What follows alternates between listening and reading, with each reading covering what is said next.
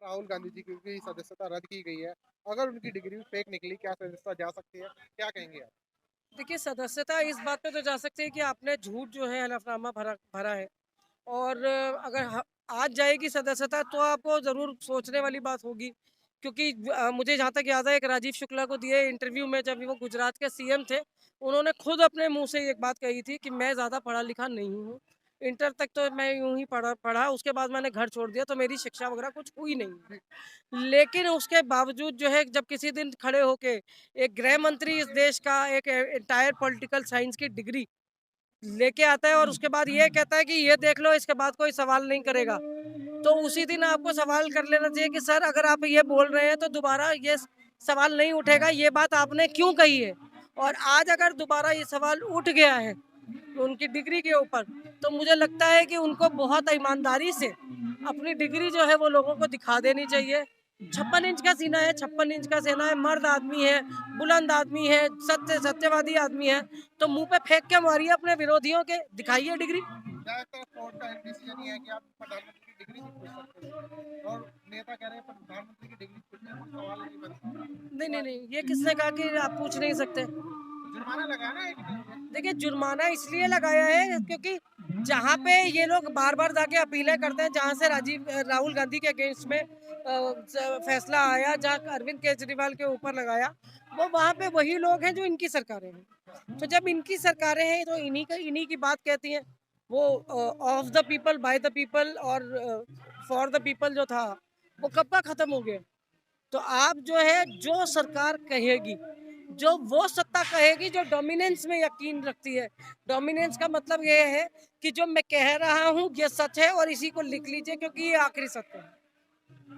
तो माइंड ऊपर कर लेते थे और बहुत काफी नीचे आप लोग करें जिस तरीके से राहुल गांधी की सदस्यता गई है, लेकिन गृह मंत्री कहते हैं कि वो सियासत कर रहे हैं, उस पर अदालत में जाना नहीं चाहते राहुल गांधी, तो उस पर क्या कहेंगे? सियासत तब होती है जब एक प्रधानमंत्री जो है या एक गृह मंत्री जो है जो घटनाएं देश में हो रही हैं उन पर जवाब देने की बजाय मौका परस्ती दिखाते हुए अलग अलग आक्षेप लगाते हैं, अलग अलग आरोप लगाते हैं, और जो उनकी तरफ उठी हुई उंगलियां हैं उनके सवालों का जवाब देने की बजाय जो है दूसरे की तरफ की हवा चलाने की कोशिश करते हैं। राजनीति वहां पे होती है। राजनीति तब होती है जब रामनवमी के जुलूस में बिहार में, जहां बिहार शरीफ जो कम्युनल हार्मनी का जो स्टेट कहलाता रहा है, वहां पे आप जब इस तरह की हरकतें देखते हैं उसके बाद उसमें ठंडा पानी डालने की बजाय आप तेजाब डालने का काम करते हैं, और आप ये कहते हैं कि इनकी नाक में नकेल डाल दी जाएगी, इन्हें उल्टा टांगा जाएगा, इन्हें मारा जाएगा, इन्हें कूटा जाएगा। अगर देश का एक तड़ी पार गृह मंत्री इस तरह की भाषा का उपयोग करेगा, राजनीति तब होती है। राजनीति तब होती है जब नरेंद्र मोदी या प्रधानमंत्री होने के बावजूद पूरी तरह से आपका जो है डोमिनेंस है हर तरह की इंस्टीट्यूशन के ऊपर। सीबीआई आपकी, ईडी है आपकी, अदालत है आपकी, वकील आपके, जज आपके, सब कुछ तो आपका है, मीडिया तक आपकी। जब सब कुछ आपका है तो आपको काय बात का डर जो आपको ये कहना पड़ता है कि मैं रोज 2-4 किलो गाली खाता हूँ, मेरे नाम की विपक्ष ने सुपारी दे रखी है। इस लेवल तक गिर के जब बात करता है कोई प्रधानमंत्री तो राजनीति तब होती है। रामनवमी पे गुजरात में भी घटना हुई, यूपी में भी घटना हुई है, लेकिन सवाल सिर्फ बिहार और बंगाल पर ही क्यों? देखिए, यूपी में उनकी सरकार है, गुजरात में उनकी सरकार है, वो बंगाल और बिहार में क्योंकि वो सत्ता में नहीं है, इसलिए वहीं के जो मुख्यमंत्री है, वहीं की जो सरकारें हैं, वहीं के जो प्रतिनिधि हैं, सवाल उन्हीं से पूछा जाता है। और ये हर बार इसीलिए इनका जो ट्रोल आर्मी है वो आपको सिर्फ ट्विटर और फेसबुक पे ट्रोल नहीं करता, इनके वो लोग हैं जो आज भी जैसे वो लगातार आ रहा ना, तैयार रहिए रामनवमी है, तैयार रहिए, अब हनुमान जयंती का भी जुलूस निकलने वाला है। मेरे को याद है रोड चढ़ाए जाते थे, लोग जो है सवा मनी का भोग लगाते थे, ये काम होते थे। डीजे बजाते हुए मस्जिदों के बाहर नाचते गाते शोर मचाते ललकारते हुए मारने और काटने की बातें करते हुए कभी पहले हिंदू देखे हैं आपने? कभी राम भक्त ऐसे देखे, कभी हनुमान भक्त ऐसे देखे? तो किसी दूसरे भगवान के आगे जाके इस तरह का वो कर रहे हैं कि बता तुझसे बड़ा मैं या मुझसे बड़ा तू। अगर सामने सामने आप भगवान को चैलेंज कर रहे हैं तो राजनीति वहां पे होती है। हिंदू जाग गया है, हिंदू जाग गया है, हिंदू हो गया।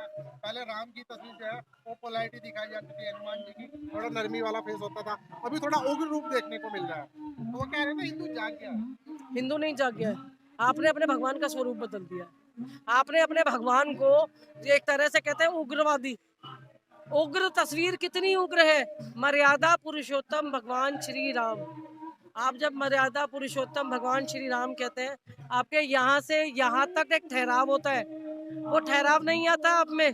जब आप जय श्री राम के हुंकारे लगाते हुए तबरेज को, अखलाक को, पहलू खान को, हाफिज जुनैद को जब आप मारते और काटते हैं, जब आप बिल्किस बानो का बलात्कार करते हैं, तब आपके ऊपर ये चीजें नहीं होती।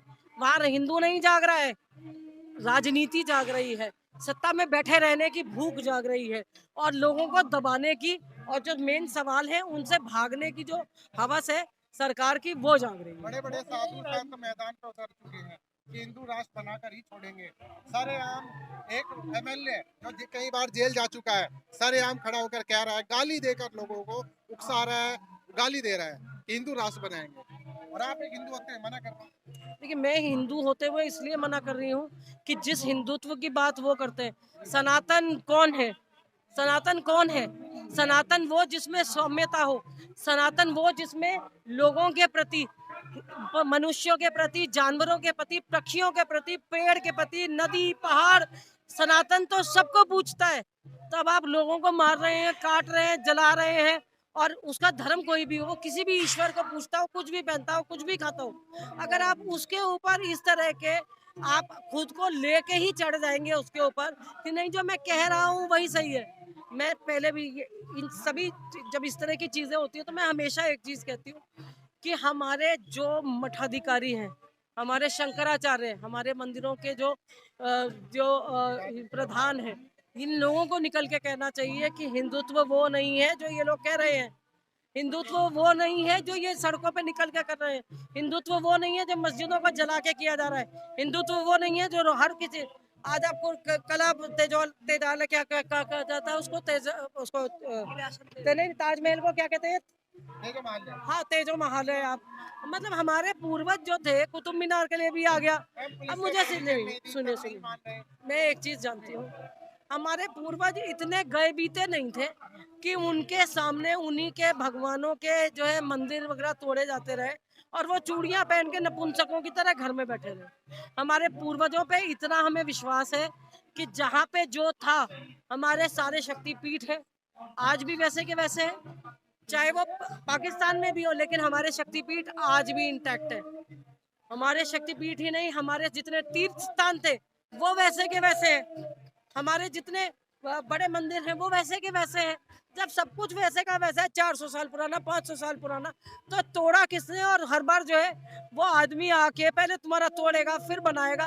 मतलब इस सोच से बाहर आने की जरूरत है। और अगर आपको कोई लगता है कि इस तरह की वो, तो क्या पीछे के जितने भी लोग थे उन्होंने क्या कभी इन पे ध्यान ही नहीं दिया होगा? सिर्फ एक सवाल पूछती हूँ, हमसे बहुत ज्यादा दूर नहीं है JNU, जवाहरलाल नेहरू यूनिवर्सिटी में दिन दहाड़े एक युवा छात्र जिसका नाम नजीब था, वो दिन के उजाले में गायब हो गया। आपको आज तक नहीं पता चला पाई। हमारी ED, हमारी CBI ये जो 10 जगह घूमती रहती है ना, क्या किसी ने भी ईमानदारी से उस लड़के को खोजने की कोशिश की? वो आपको मिलते नहीं। लेकिन आपको वो तेजो महालय के मिल जाते हैं, कुतुब मीनार के मिल जाते हैं, अखबारों की कटिंग ले आते हैं कि कभी किसी ने 400 साल पहले, 300 साल ये पहले अखबार छापा था। मतलब इससे बाहर आने की जरूरत है। जो मुद्दे हैं, भगवान के मंदिर जहाँ है वहां तक जाइए, ढोक लगाइए, ईश्वर को पूजिए और कम से कम इतना उस पर विश्वास रखिए कि जो मांग रहे हैं आप, उन्नति के लिए मांगिए, तरक्की के लिए मांगिए, शांति के लिए मांगिए। पर अगर जलाने, मारने, काटने से ही बनता है तो आतंकवादी, उग्रवादी और हिंदुत्ववादी में फर्क नहीं रह जाएगा। सब्सक्राइब करें हमारे YouTube चैनल को और बने रहें हमारे साथ।